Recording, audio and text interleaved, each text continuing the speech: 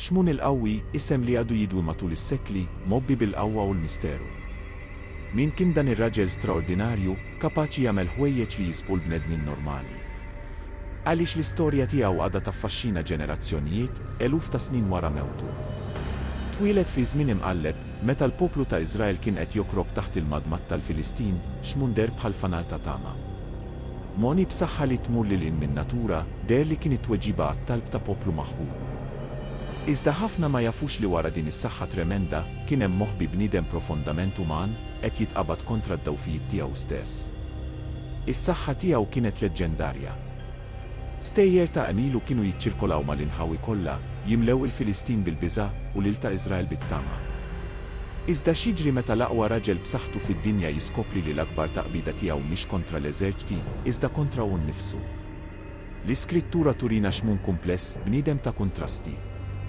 Min-naħa waħda kapaċi jagħmel ħwejjeġ tal-għaġeb, min-naħa l-oħra jaqa' għax-xewqat u l-impulsi umani ħafna. Din id-doppjezza ġeelna nistaqsu il-qawwa vera qiegħda fil-muskoli jew fil-karattru. Fuq l-għoljiet ħodor tal-Galilija, fraħal żgħir jismu Zora, qrib in-Nażaret, twieled tifel imqiegħed biex ibiddel il-kors tal-istorja tal-Iżrael. Xmun, li ismu jfisser ċemx żgħira, ġie fid-dinja f'waqt ta' dlam kbira l-poplu tiegħu. Qatt staqsejt lilek innifsek kif kienet tkun il-ħajja fi żmien meta l-ħelsien kien biss ħolm mal-bogħod. Għal 40 sena sħaħ, il-poplu ta' Iżrael kien ilu jbati taħt it-tafis tal-Filistin. It-tama donna kienet telqet mill-arti mwiegħda. Iżda bħal f'ħafna drabi fl-istorja tal-Bibja, Alla kellu pjan. U dan il-pjan beda bit-twelid ta' tarbija, familja komuni, fraħal komuni. Mhux tal-għaġeb kif il-movimenti l-kbar tal-istorja spiss jibdew fl-inqas postijiet mistennija. Il-ġenituri ta' Xmun, Manuel u Martu, li jisimha mhux imsemmi fl-iskrittura, ma setgħux ikollhom tfal u kienu tilfu t-tama li qatt ikollhom. Iżda Alla, fl-erf bla tarf tiegħu, għażel lil dan il-koppju għal missjoni straordinarja. Tista' timmaġina l-ferħ u l-biża' li ħassew meta der qudiemhom anġlu tal-mulej biex iħabbrilhom it-twelid ta' Xmun. L-anġlu mhux biss ħabbar it-twelid, iżda wkoll żvela l-andivina l-ħajja ta' Xmun. Kellu jkun l-għodda magħżula minn Alla biex jibda jeħles lil Iżrael mill-qabda tal-Filistin. Liema responsabbilta kbira biex titqiegħed fuq spallejn tarbija li għadha trid titwieled. Kif kont tirreaġixxi kieku kont taf li ibnek kien imqiegħed biex ikun il-ħellis tal-poplu? Sa minn ġu fommu, Xmun kien ikkonsagrat bħala Nażirew, iddedikat għas-servizz ta' Alla. Dan kien ifisser li kellu jsegwi regoli stretti, fosthom qatt ma jaqta' xaru u ma jixrobx inbid. Dawn ir-restrizzjonijiet kienu sinjal li jidher tal-konsagrazzjoni speċjali tiegħu. Iżda tgħid Xmun fehem il-piż ta' din ir-responsabbiltà hekk kif kiber. Hekk kif it-tifel sar raġel bdew jidhru s-sinjali tas-sejħa divina tiegħu. Is-saħħa straordinarja tiegħu ma kienx biss don, iżda sinjal li jidher tal-preżenza u l-għan ta' Alla f'ħajtu. Dan kien id-destin ta' Xmun, imrobbi bħala Nażirew, bniedem ikkonsagrat lil Alla b'mod uniku u profond. Iżda x'kien ifisser ta' sew li tkun Nażirew u kif dan sawwar il-ħajja u l-karattru tal-bniedem li kellu jsir l-aqwa mħallef b'saħħtu ta' Iżrael. Il-weda tan-Nażirew kienet rabta qawwija, weda ta' dedikazzjoni sħiħa lil Alla. Għal Xmun dan ma kienx għażla personali, iżda sejħa divina mgħoddija lill-ġenituri tiegħu saħansitra qabel ma tnissem. Ir-regoli li kienu jmexxu l-ħajja ta' Nażirew kienu jibsa u jilħu kollox. Xmun ma setax jaqta' xaru, sinjal li jidher tal-konsagrazzjoni tiegħu. Kellu jżomm lura minn kull ma jiġi mid-dilja, inkluż l-inbit u l-enek.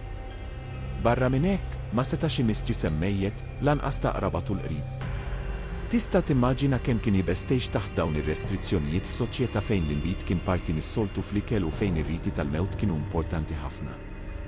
Dawn ir-restrizzjonijiet ma kienux xi kapriċċi ta' Alla, iżda sinjali b'saħħithom ta' firda u qdusija. Ix-xahar twil ta' Xmun, pereżempju, kien tfakkira kontinwa, kemm għalih u kemm għall-oħrajn, tas-sejħa unika tiegħu. X'taħseb li kien iħoss Xmun meta kien iħares lejn il-mera u jara rifless tal-konsagrazzjoni tiegħu?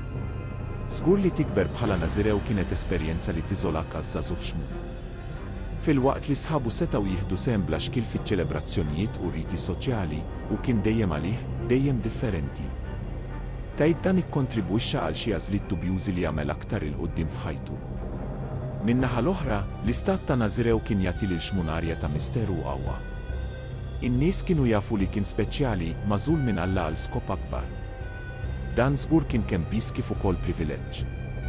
Il-weda tan-Nażirew normalment kienet għal żmien, iżda għal Xmun kienet rabta għal omru.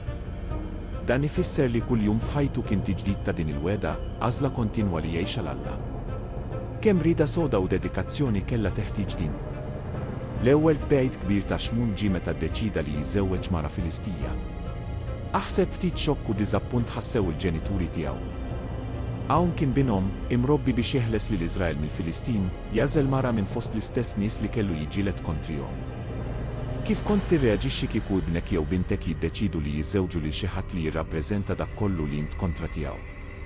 Din id-deċiżjoni ma kienx biss att ta' ribelljoni taż-żgħożija, iżda pass li kellu jwasslu għal sensiela ta' ġlied mal-Filistin. Għalkemm Alla uża dawn is-sitwazzjonijiet biex iwettaq l-iskopijiet tiegħu, ma nistgħux ma nistaqsux x'mumkien qed isegwi r-rieda tal-Alla jew ix-xewqat tiegħu. Kemm il-darba f'ħajjitna nħawdu x-xewqat tagħna mad-direzzjoni divina. Iżda l-għażla l-aktar fatali ta' Xmun kienet għadha trid tiġi. Ir-relazzjoni tiegħu ma' Dalila, mara oħra Filistija, kellha tkun il-kawża tal-waqa' tiegħu. X'wassal biex jafda lil xi ħadd li kien ċar li kien qed jaħdem kontri. Jista' l-imħabba tammina daqshekk li ma nagħtux każ ta' sinjali daqshekk ovvji ta' periklu. L-istorja ta' Xmun u Dalila hija studju affaxxinanti dwar fiduċja, tradiment u l-konsegwenzi tal-għażliet tagħna. 3 darbiet Dalila pruvat tiskopri s-sigrit tas-saħħa ta' Xmun u 3 darbiet hu qarraq biha. Iżda fir-raba' darba svela l-verità. X'inbidel? Għaliex Xmun fl-aħħar ċeda? Forsi jemmen li seta' jikkontrolla s-sitwazzjoni jew sempliċiment kien għajjin jirreżisti. L-iżvelar tas-sigrit tas-saħħa tiegħu, xaru mhux maqtuħ, wassal għall-qbiet tiegħu mill-Filistin. F'mument ta' dawfija, Xmun tilef mhux biss xaru, iżda l-libertà tiegħu, id-dawl ta' għajnejh, jidher l-iskop divin tiegħu. Tista' timmaġina d-disprament li żgur ħass f'dak il-mument? Istorja ta' Xmun turina kif Alla jista' juża saħansitra l-iżbalji tagħna biex iwettaq l-iskopijiet tiegħu. Minkejja l-għażliet żbaljati ta' Xmun, Alla xorta waħda użah biex jibda jeħles lil Iżrael. Dan jagħtina tama li anki meta niżbaljaw, maħniex il-bogħod mill-fidwa u mill-użu minn Alla. Meta nirriflettu fuq il-ħajja ta' Xmun, insibu sfida biex neżaminaw l-għażliet tagħna stess.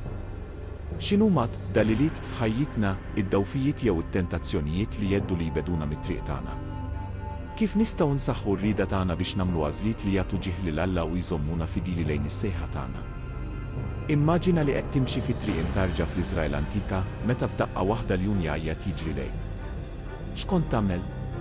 Għal-biċċa l-kbira minna, il-paniku kien ikun ir-reazzjoni naturali. Iżda għal Xmun dan kien biss jum ieħor fil-ħajja straordinarja tiegħu. Bidejh stess ħabbat wiċċu mal-bima u ċarrata qisu kien Gidi żgħir. Tista' timmaġina tali wiri ta' saħħa. Dan l-inċident mal-iljun huwa biss wieħed mill-ħafna għemejjel sopranaturali li jimmarkaw il-ħajja ta' Xmun. Kull wieħed minn dawn l-atti ma kienx biss wirja ta' saħħa fiżika, iżda xhieda ħajja tal-qawwa ta' Alla taħdem permezz ta' bniedem komuni.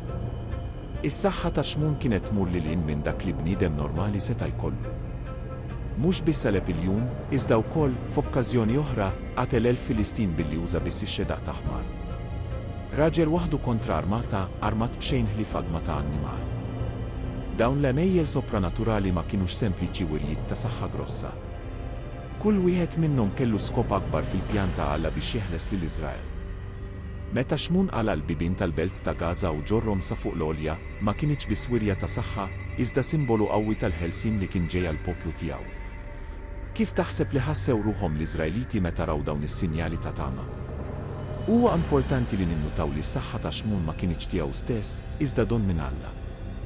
Dan ifakkarna li meta Alla jsejħilna għal biċċa xogħol, wkoll jagħtina r-riżorsi meħtieġa biex inwettquha.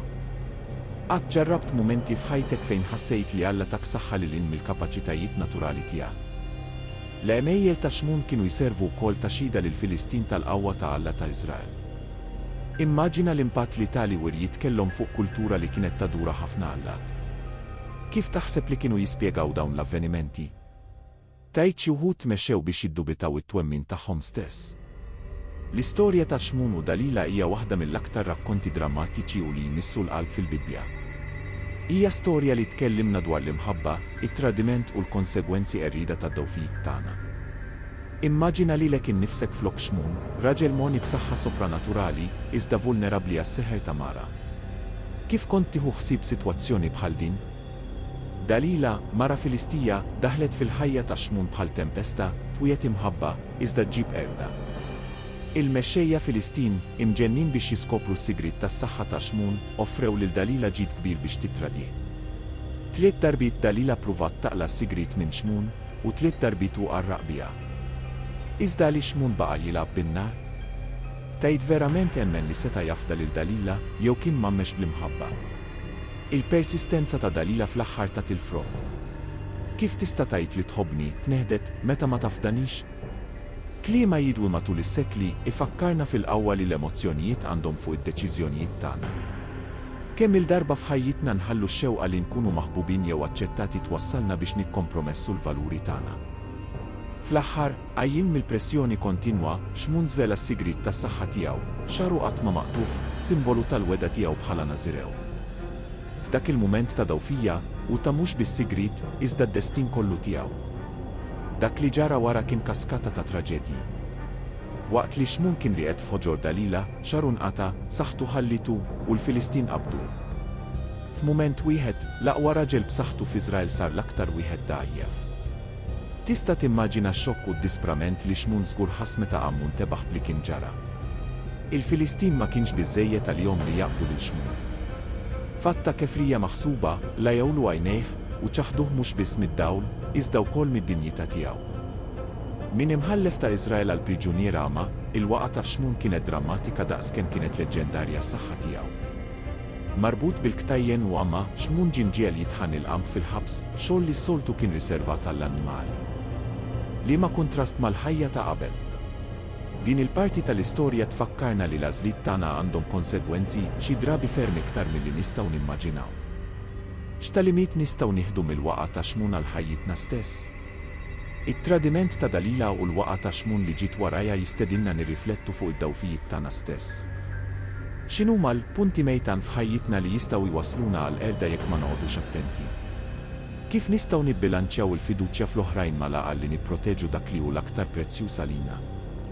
Fid-dlam tal-ħabs tiegħu, Xmun kellu żmien jirrifletti fuq l-għażliet u l-iżbalji tiegħu. L-indiema, bħal żerriegħa miżruqa f'ħamrija tajba, bdiet tikber f'qalbu.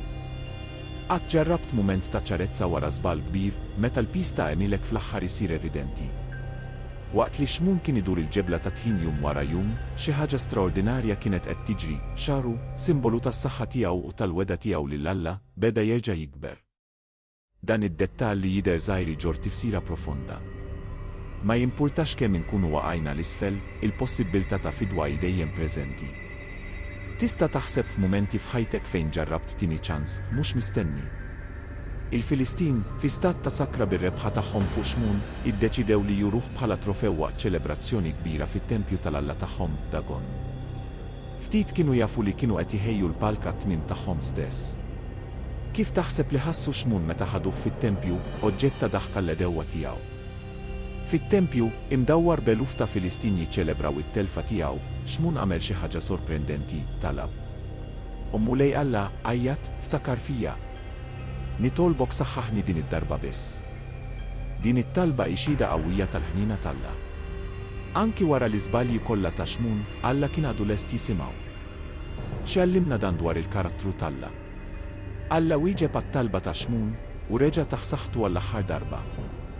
Bidejhom serħin fuq il-kolonni ċentrali tat-tempju, Xmun imbotta b'saħħtu kollha u ġarra fil-bini. F'dak il-mument tal-aħħar qatel aktar Filistin milli kien qatel matul ħajtu kollha.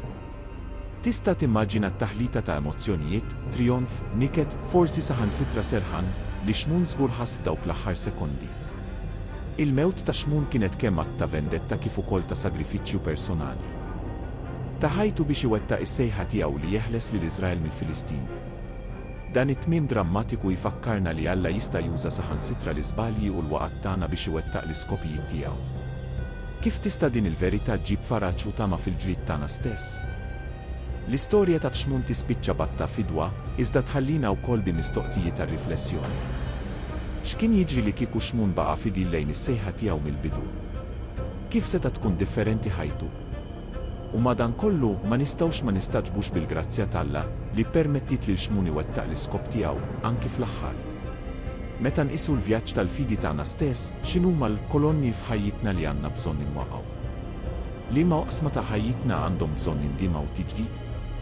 Kif nistgħu bħal xmun insejħu lil Alla għas-saħħa fil-mumenti l-aktar mudlama tagħna? It-tluħ u l-inżul kollu ta' xmun ifakkarna li Alla jista' juża nies imperfetti biex iwettaq l-iskopijiet perfetti tiegħu.